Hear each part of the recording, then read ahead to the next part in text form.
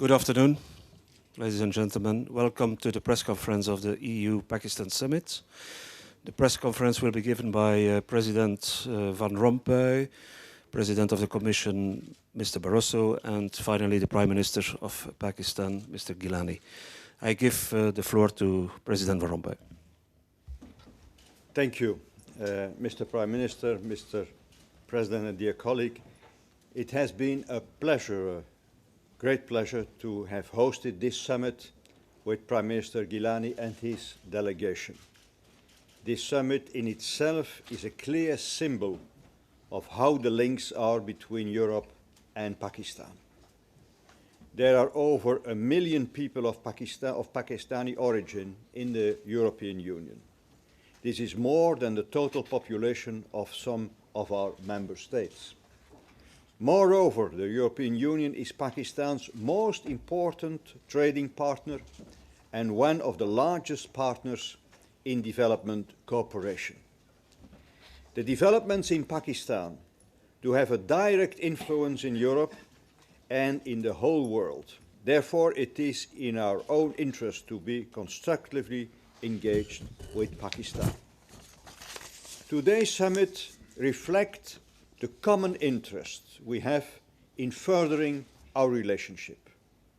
After a period of lower intensity, we are now discussing a broad range of issues that are important to both of us. The second summit has also been held in a special historical context for both Pakistan and Europe. Recent constitutional amendments have strengthened the role of the elected assemblies in Pakistan and your own role, Mr. Prime Minister. And the EU has a new treaty. My role did not exist at the time of the first EU-Pakistan summit. These changes on both sides, more on the Pakistani side than on the European side, should leave us better equipped to face the challenges of the future and to develop the EU-Pakistan relationship.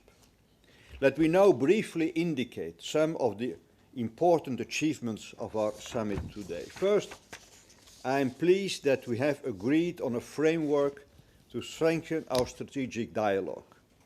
The so-called 5-year engagement plan agreed today covers political, security, economic and development issues. The whole process will be guided by the Pakistani Foreign Minister and the High Representative of the Union.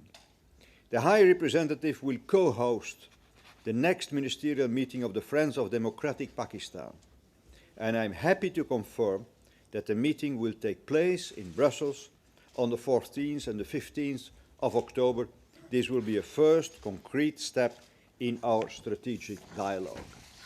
Second, we discussed the complex challenges that Pakistan is facing in both the socio-economic and security fields. The EU will continue to help Pakistan to create a stable and prosperous economy which is vital for combating poverty and for the stability of the country and of the region. We have committed to increase development and humanitarian aid. Exploring ways to strengthen our economic cooperation is also proof of this.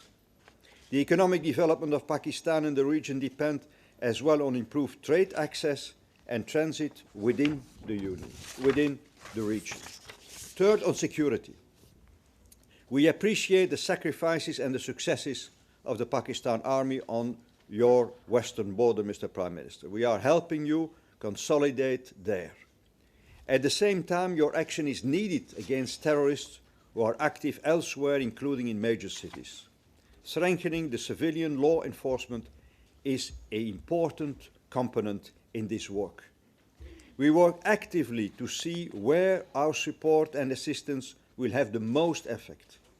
I would, in this regard, like to use this opportunity as well to express my heartfelt condolences to Pakistan and the Pakistani people for the losses they endured in the last fight against terrorism and violent extremism. The EU and Pakistan have reinforced their cooperation in the field of counter-terrorism with a focus on law enforcement, judicial cooperation, and counter-radicalization measures. I believe this sends an important signal that we are ready to jointly tackle the threat of terrorism. Fourth, EU commitment to Afghanistan is long-term. Success, however, will depend on constructive engagement by all stakeholders, including Pakistan, the Afghans themselves, the region, and the wider international community. Afghan ownership and successful reconciliation are crucial to a sustainable solution in Afghanistan. Finally, a few words on human rights. We have concerns regarding women's rights and discrimination against religious minorities, but at the same time, we recognize the positive steps taken by your government, notably the establishment of ministries concerned with human rights and minorities. I would also like to express appreciation for the recent Cabinet ratification of the International Covenant on Civil and Political Rights and the Convention Against Torture. I trust that Pakistan will effectively implement these conventions. To conclude, Mr. Prime Minister, we have common enemies, poverty and terrorism. Our common instrument is political democracy. Now we have to succeed. And this meeting provided a good framework for the further development of our relationship. Today, both sides saw enough opportunities to intensify our cooperation, to continue our political level dialogue on strategic issues, and to have a clear path for the future. Thank you. Thank you.